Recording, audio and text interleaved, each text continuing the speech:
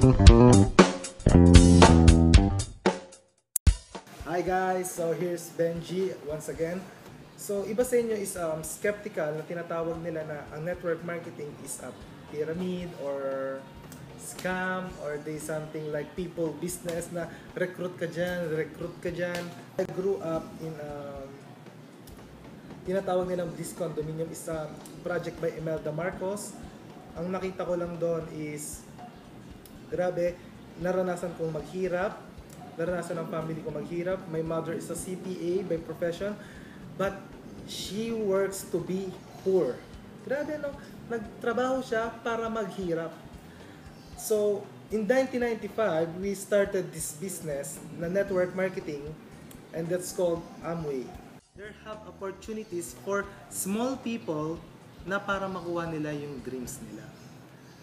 Kasi saan ba tayo nagtatrabaho guys? We work for our dreams.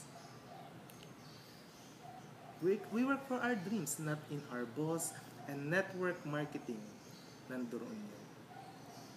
So guys, we're here in the beautiful company called Junes Global.